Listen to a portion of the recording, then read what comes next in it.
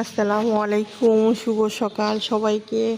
কালকে আমাদের মামা, ছোট মামা চাঁদপুর থেকে আমাদের জন্য অনেকগুলো মাছ নিয়ে আসছে।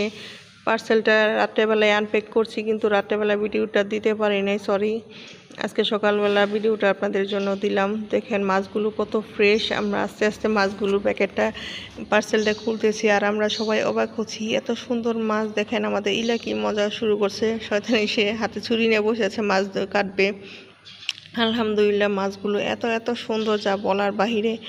এত ফ্রেশ আর এত সুন্দর ছিল, আর এত সুন্দর করে র্যাপিং করে দিয়েছিল যা বলার বাইরে। এত সুন্দর ছিল। দেখেন গলদা চিংড়িগুলো এত বড় বড়, এগুলোকে অনেকে গলদা চিংড়ি বলে এবং অনেক লবস্টার বলে।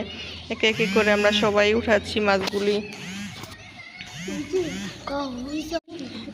আমাদের ইলা বলতাম যে আমাদের মাছগুলো অনেক বড় বড় চিংড়ি মাছ ছিল, সে একে একে সবটি মাছ উঠাইতেছে। দেখেন, আর সে অবাক হচ্ছে মাছগুলো দেখে, এত সুন্দর সুন্দর মাছ, এত বড় মাছ। আর ইলিশ মাছের সাইজগুলো অনেক বড় বড় ছিল। মনে হয় যে প্রায় 800 থেকে 900 গ্রামের উপরে হবে প্রত্যেকটা মাছ, এবং প্রত্যেকটা মাছের ভিতরে ডিম হয়েছে, এবং এত সুন্দর গন্ধ, মানে আমাদের পুরো বাড়ি ভরে গেছে। একে একে করে ইলিশ বের করতে দেখি প্রায় 25 থেকে 26টা ইলিশ মাছ। আমরা তো সবাই অবাক, এতগুলো মাছ মামা আমাদের জন্য পাঠিয়েছে, এতগুলো চিংড়ি, এতগুলো ইলিশ মাছ।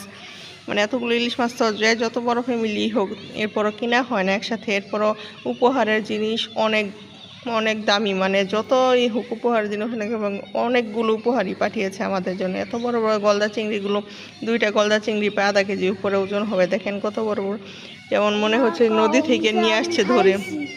হ্যাঁ, এত সুন্দর এত সুন্দর গ্রান। সবাই আমার মামার জন্য দোয়া করবেন, আর আপনাদের সবার দাওয়া চলে আসেন আমাদের বাসায় সবাই ইলিশগুলো খাওয়ার জন্য। আলহামদুলিল্লাহ, আল্লাহর কাছে লাখ লাখ শুক্রিয়া। সবাই ভালো থাকবেন। দেখেন কি বড় বড়।